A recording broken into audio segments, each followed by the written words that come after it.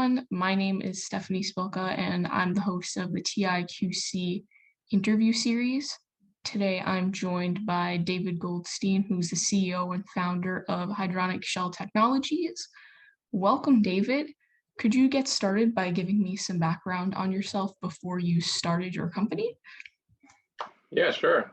Hi, Stephanie, and thanks for having me. I guess going all the way back, I was born and raised in Queens, spent basically my whole life there, still live there. But I guess going back to the start of my career, so I studied mechanical engineering in college, and then my first job back in 2007 was as an HVAC engineer. So heating, ventilation, and air conditioning systems in buildings, designing those kind of systems for all different kinds of buildings like single family homes and small apartments and things like that, all the way up to kind of bigger, more complicated stuff like hospitals and airports and laboratories.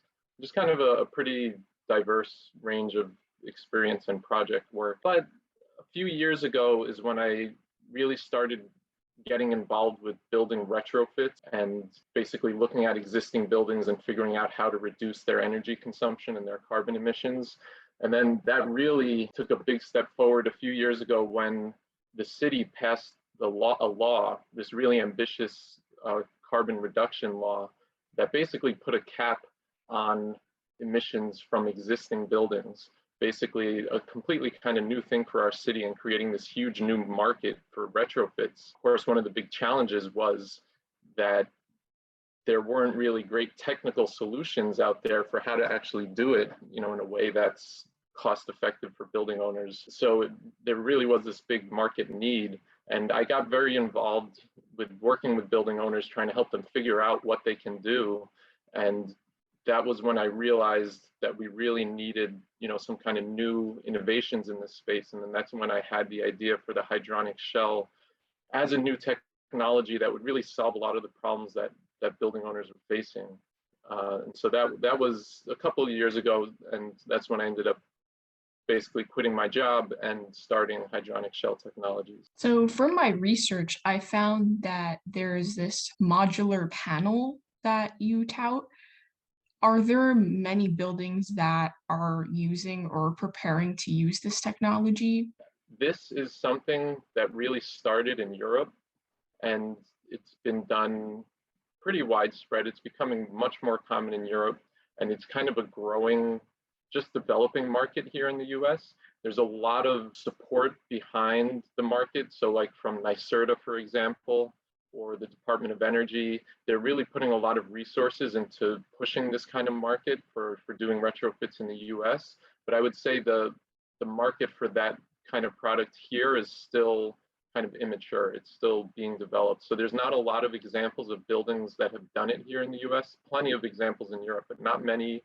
There's some, but not many here in the US, but it is something that it certainly looks like is going to be growing very quickly in the coming years. You've described a lot about your company and the technology that you're trying to use. Would you say that you have a specific mission that it can get boiled down to? I mean, a very quick sentence of what we're trying to do is transforming buildings for a net zero future. Basically, we know we need to get to net zero. And, the goal, pretty widespread goal around the world, really, everyone's targeting net zero by 2050. And so if we're going to get to net zero by 2050, we're going to have to retrofit a whole lot of buildings, because buildings actually are responsible for about 40% of global CO2 emissions. So we need this huge effort of retrofitting our existing buildings if we're going to hit this 2050 goal. So that's basically our mission, is to transform our existing built environment in order to be able to hit that net zero by 2050 goal. But for us, it's about more than just hitting net zero emissions. If we're going to transform these buildings and do all this work in these buildings, we need to address other issues as well, really modernizing these older buildings. So it includes improving the quality of life for the residents who live in the buildings. So that's thermal comfort, that's indoor air quality. Those are major problems in so many of our older buildings. So part of our mission is to address those issues as well as giving an attractive opportunity for building owners. So instead of building owners seeing these regulations around carbon reductions as a burden, that this is a new cost for them, and oh no, this is a big problem, and they're going to resist it and they're going to fight it, to be able to give them an option that's actually a great investment for them, that they can actually look at it and say, hey, you know what, I'm going to have to pay for this, but at the end of the day, I'm going to have a much better building. It's going to be a much more valuable building. And so that investment is actually going to pay for itself relatively quickly. And this is something I'm going to want to do, even if this law were never passed. We want it to be beneficial basically for all the stakeholders, for the planet, but also for the residents in the building and also the owners of the building. Now on to some more personal-based questions. Do you have any person or experience in your life that served as your inspiration? So I would say my inspiration for this mainly came through my work that I was doing before I started Hydronic Shell Technologies, when I was working with existing buildings, trying to help them figure out how to address this problem. And what would happen is I would go into these existing buildings, to just kind of survey them and see what the existing situation was. And I would meet a lot of the tenants, who live in these apartments. And the truth is that a lot of them are living in pretty substandard conditions. They would have major issues with heat, for example, like where in the winter their apartment would just be very cold. They would have insufficient heating, and they would have to use like temporary heaters, or they would open their stove and run their stove to heat the apartment, which is a huge problem for so many reasons. And also they suffered from a lot of indoor air quality issues in their apartments. Their apartments have no mechanical ventilation, no source of fresh air. They often live, especially a lot of these affordable housing buildings are next to busy highways with tons of pollution. And they open their windows, and instead of getting fresh air, they get polluted air. There's just so many issues in terms of the quality of life that residents face in these buildings. And just seeing that firsthand and meeting these people who are really, really decent, hardworking people and their families, but that they have to live in these conditions so often, and the ability to help people like that, and the idea that I have a solution that can actually like really improve their lives, is something that really kind of inspires me and keeps me motivated to work on this. So my next question for you is, what attributes of yourself do you think help create success within your business? Well, I think I wouldn't go so far as to say, I've been a success yet. I'm still early, and we'll see where this goes. But the one thing that I think, if I am successful, will be a huge part of it is the fact that I really, really believe 100% in what I'm doing. Like, I really believe that it will work, for one thing, just from a technical point of view, but also I just really believe it will have a big impact on the planet and on people's lives.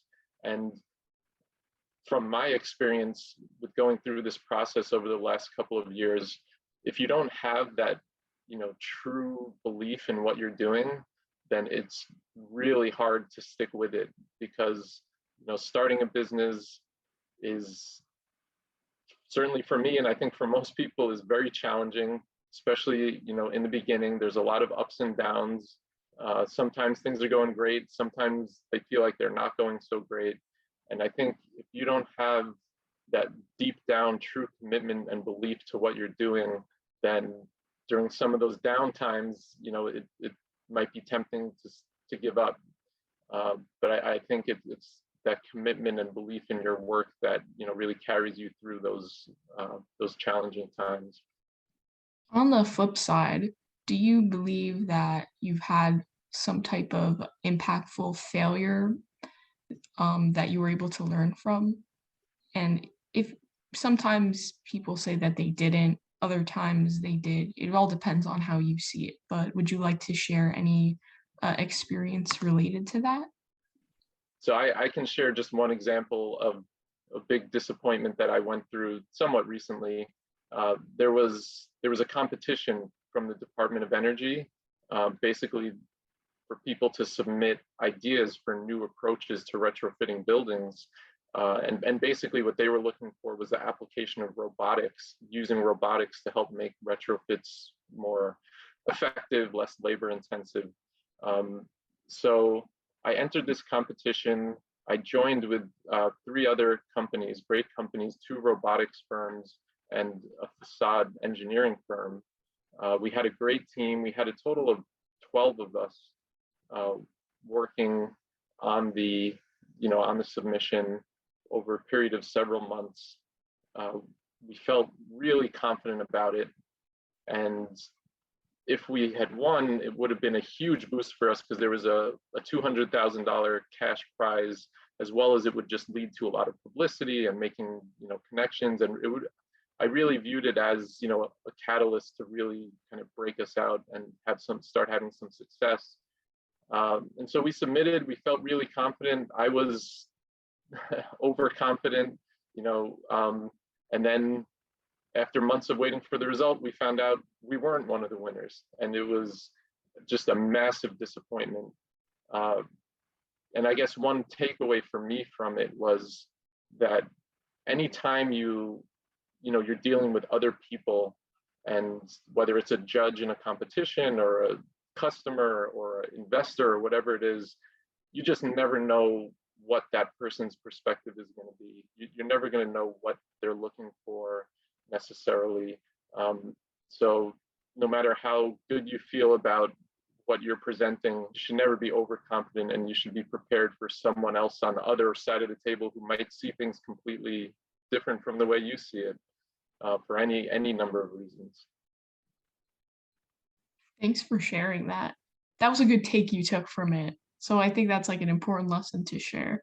Since you're here today, that means that you are a connection to TIQC. So could you explain about your relationship with us?